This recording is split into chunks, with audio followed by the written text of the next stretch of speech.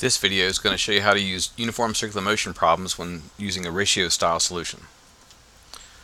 A car is traveling around two curves. On one curve, the car is traveling around with triple the speed of the first curve, and the second curve has 2 times the radius of the first curve. How does the centripetal force compare between the two curves? So I'm going to look for some word clues. I'm going to look for the fact that it's going to have the word twice, triple, quadruple, or double in it, or even a word that means a fraction like a half, fourth, a third. I might look for a phrase where it says something times, like 3 times, 4 times, 5 times, or it might even say the phrase by a factor, like by a factor of 2, by a factor of 3, by a factor of 4 halves, or by a factor of 4 thirds. So these tell me that, give me a clue that this is actually going to be a ratio style problem when I'm looking for those. I can also look at the problem and I see that I really don't have a lot of numbers with units in it, another clue that I'm looking for a ratio style problem. But when I look at this, I see it does say triple the speed, and it does say 2 times the radius. So those fit into my word clues to tell me I'm going to use a ratio to solve this. Here's the strategy. I'm going to look at this. It's a car going around a curve, so that's going to be circular motion. So that means it gives me all my formulas for circular motion. I know that I just deduced that I want to use this ratio idea to find a factor of change. And I want to find the force because that's what the question asks. Another thing is there's a logic to this problem. The mass does not change. The mass of the car doesn't change because it's the same car on both curves. So that's kind of the logic of the problem there.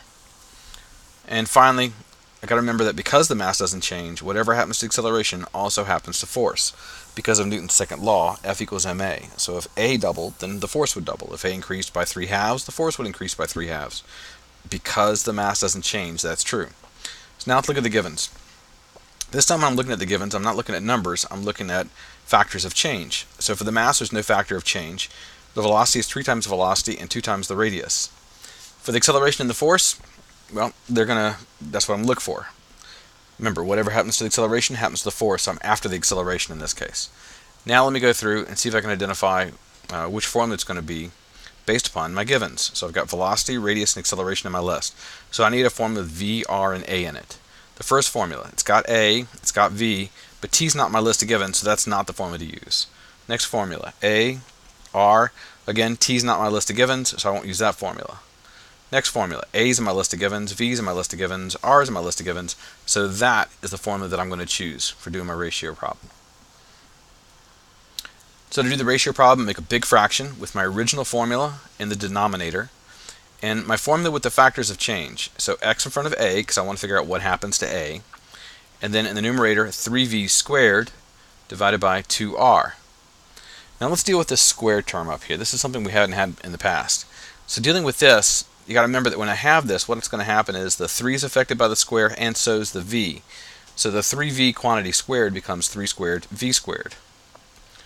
So essentially, my fraction is rewritten as this, with the 3 squared and the v squared.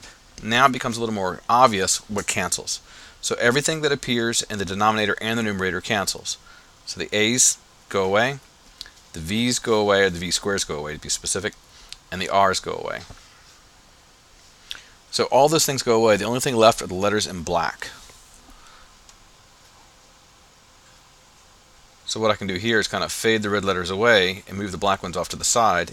And so that creates my equation. X is equal to 3 squared over 2, or 9 over 2. So the new acceleration is 9 over 2, or really what we're after in this question, because whatever happens to acceleration also happens to force, the new force is 9 halves times the old force. And your answer should be expressed as a sentence, not just a set of numbers.